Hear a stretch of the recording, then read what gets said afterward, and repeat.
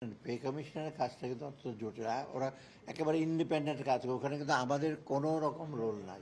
Pay কমিশনে ওইখানে civil pay commission, ওখানে আর্মিদের জন্য আলাদা একটা ইস্যু আছে, পুলিশের জন্য।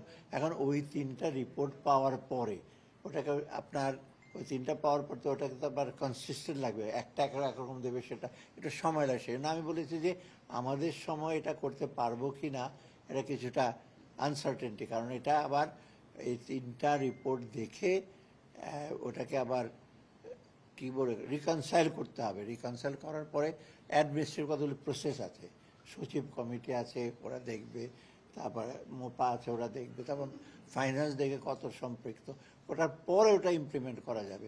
অতএব একেবারে আমাদের সময় যে ইমপ্লিমেন্ট করে যেতে পারো সেজন্য আমি বলেছি যে এটা আমরা একটা পুরোপুরি একটা সেট আপ, একটা রিপোর্টটা পাওয়ার পর একটা মোটামুটি একটা ফ্রেমওয়ার্ক দিয়ে যাব। কারণ যে আমরা যদি সেই সময়ের মধ্যে যদি এটা রিকনসাইল করতে পারি করব। এখানে সবচেয়ে বড় হলো অর্থের সংস্থান, বিরাট।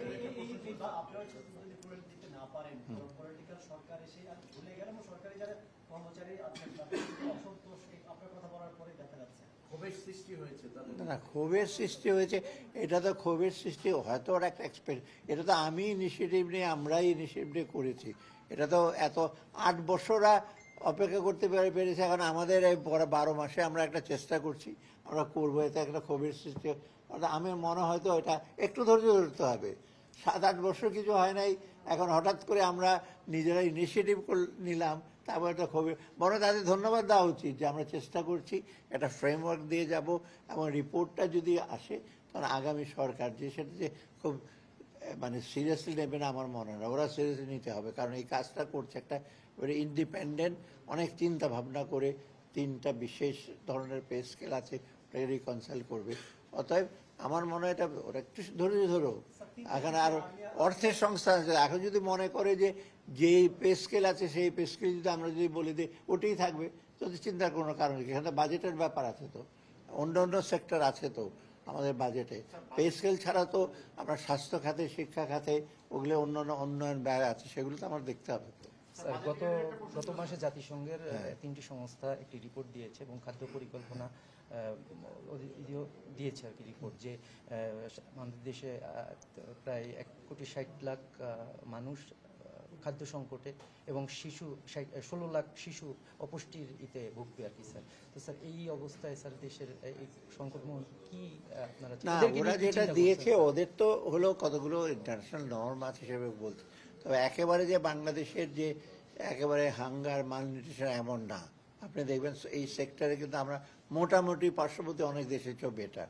তবে আমরা একটু সজাগ যে একেবারে ব্যালেন্স ফুড এবং যেন খাদ্য যেন কোনো ইসে না হয়, সেটা আপনি দেখেন যে ডেইলি যে আমরা ইস্যু করছি। পরশু দিন আমরা মিটিং করলাম, ওখানে আমরা ইনশিওর করছি আমাদের যদি স্টক যেন যথেষ্ট থাকে, এবং সাথে সাথে আমরা অলরেডি প্রেডিক্ট করেছি এবং কতগুলি প্রাইসও দেখতে এবার আমরা একটু সেফ সাইডে থাকার জন্য একটু দামও বাড়িয়ে দিয়েছি, ধানের দামও বাড়িয়ে দিয়েছি, চালের দাম বাড়িয়ে, যাতে ইসে করে হয়। দুইটা দিক আমরা দেখছি, যাতে স্টকটা বাড়ে, সাথে সাথে কৃষকের জন্য না ক্ষতি হয়। কারণ ওদেরও একটা ইসে ব্যাপার, যেমন আমরা ধান কিনছি কেন, কারণ ধান না কিনলে হয় কি, অনেকে ধান নিয়ে বসে থাকে, ওই চাতাল মালিকরা এসে কোনো কোনো ধান নিয়ে চলে যায়, মানে অল্প দামে।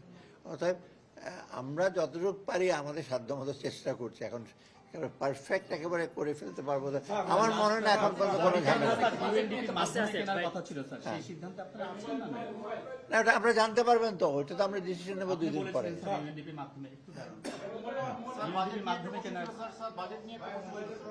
বাজেট কি জানাবো আপনাদের এখন। স্যার আপনারা যখন বাজেট দিয়েছিলেন এবং এডিপির যে সাইজ দিয়েছিলেন তখন বলেছিলেন স্যার যে এটা রিয়েলিস্টিক এবং প্র্যাগম্যাটিক ওয়েতেই করা হয়েছে। এখন শোনা যাচ্ছে স্যার বাজেটকে আবার কমিয়ে আনা হবে।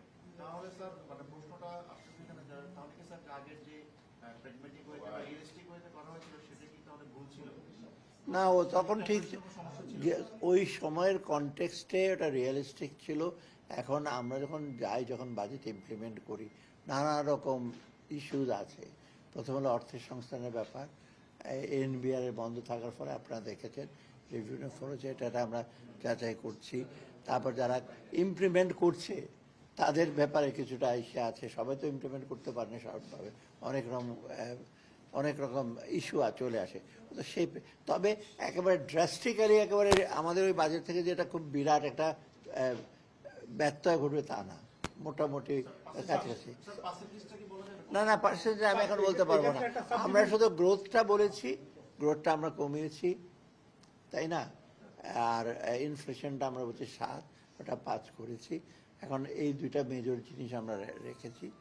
আর বাকিগুলো টাকার অঙ্কগুলো খুব বেশি হেরফের হবে তা মনে হয় না। আমরা দেখি শেষ পর্যন্ত যদি কতটুকু এডিপি। স্যার এক্ষেত্রে একটা সাপ্লিমেন্ট প্রশ্ন, সেটা হচ্ছে রাজস্ব বোর্ড তো এমনি লক্ষ্যমাত্রা অর্জনে ব্যর্থ হচ্ছে বারবার। এই অবস্থায় পেট্রোলিয়াম কর্পোরেশনের কাছে রাজস্ব বোর্ডের পাওনা হইল প্রায় 3000 কোটি, একইভাবে পেট্রো বাংলার কাছে পাওনা হইল প্রায় 2500 কোটি টাকা। এই বকেয়া টাকা উদ্ধার করে উদ্যোগ নেবে, যেহেতু এটা আপনার মনে হয়। ওরা আমরা তারা দিচ্ছি, এখন ওরা ওরা তো মানে ব্যবসা করছে স্যার। না, ওদের অনেক রকম ফ্যাক্টর আছে। ওরা যেই দামে আমরা কিনি পেট্রোলের, সেই দামে তো আমরা বিক্রি করতে পারছি না, আমরা তো প্রাইস আবার অ্যাডজাস্ট করতে পারছি না। অতএব ওদের দিকটাও আছে যে পুরাপুরি আমরা ওদেরকে অ্যালাউ করছি না ক্যালিব্রেট করার জন্য। আমরা যদি দিতাম যে তোমরা প্রাইস বাড়িয়ে দাও, তখন কিন্তু ওই জিনিসটা ওরা দিতে পারতো। সব দিক দেখতে হবে তো, খালি না আমরা কনসার্ন যে রাজস্ব, কিন্তু রাজস্ব ব্যয়ের জন্য, রাজস্ব বাড়াবার জন্য আমরা চেষ্টা করছি যে ট্যাক্স যেন ফাঁকি না দেয়, লিকেজ যেন না, ওই দিকে বেশি দৃষ্টি দিচ্ছি। কারণ সবচেয়ে বেশি কিন্তু সে ট্যাক্সটা এফেক্ট করে রাজস্বটা ওইখানে।